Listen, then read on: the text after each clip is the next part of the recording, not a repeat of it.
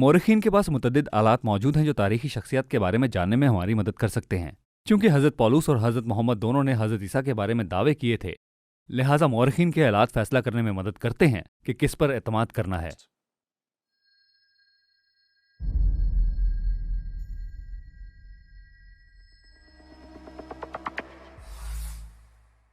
جب حضرت محمد نے سعودی عرب میں تبلیغ کی،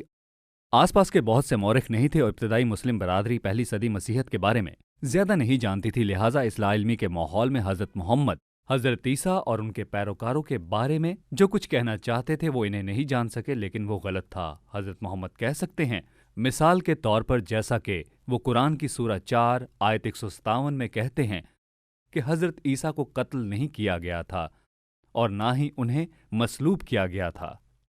حضرت محمد یہ کہہ سکتے ہیں کہ حضرت عیسیٰ نے نبی ہونے کے سوا کوئی دعویٰ نہیں کیا تھا، اور یہ کہ حضرت عیسیٰ کے شاگرد مسلمان تھے۔ 7 صدی کے عرب مسلمان اس سے بہتر نہیں جانتے ہوں گے، اور اگر ایسا ہوتا بھی تو حضرت محمد کی تعلیمات پر سوال کرنا قطعی محفوظ نہیں تھا۔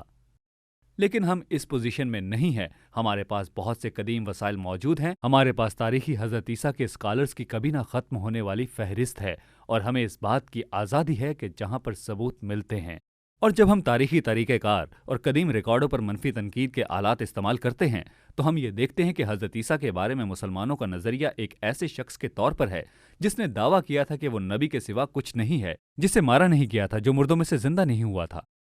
اور اس کے پیروکار مسلمان تھے۔ یہ نظریہ تاریخی حضرت عیسیٰ کے بارے میں اتنا ہی عکاسی کرتا ہے جتنا ہفنگٹن پوسٹ کے مضمون میں یہ دعویٰ کیا گیا ہے کہ حضرت محمد عالمی سطح پر نصرانیت کے حامی تھے، جو کہ تاریخی حضرت محمد کی عکاسی کرتا ہے۔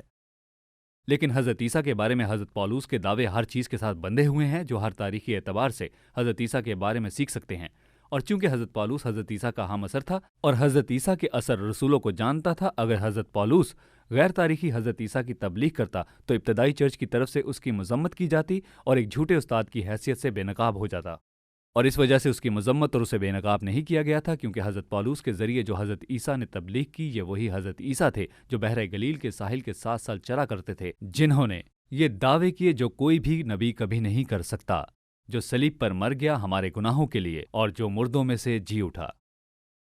اسلامی حضرت عیسیٰ ایک طرح کا فرینکنسٹائن ہے جو 7ویں صدی کے عربی افسانوں سے جوڑا گیا تھا، جو حضرت محمد کی 7ویں صدی میں عربی الہیات کے ذریعے فلٹر کیا گیا تھا۔ یہ ایک الہیات تھی جو اس کے کافروں کی جڑوں سے صرف ایک قدم پیچھے تھا۔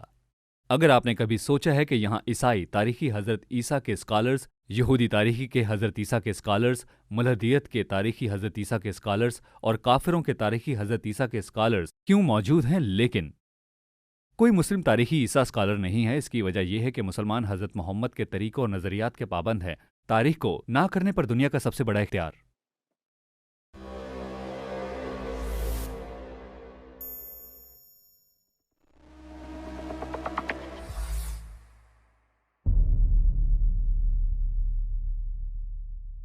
سب کو سلام، ویڈیو دیکھنے کا شکریہ۔ اگر آپ براؤز کرتے ہوئے یا کچھ تلاش کرتے ہوئے یہاں تک پہنچے ہیں تو میں آپ کو بتانا چاہتا ہوں کہ اس سیریز میں حضرت پولس اور حضرت محمد کا موازنہ کیا گیا ہے، لہٰذا اگر آپ پوری سیریز دیکھنا چاہتے ہیں تو پلے لسٹ پر کلک کریں۔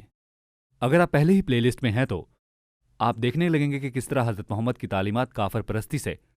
بہت زیادہ متاثر ہیں۔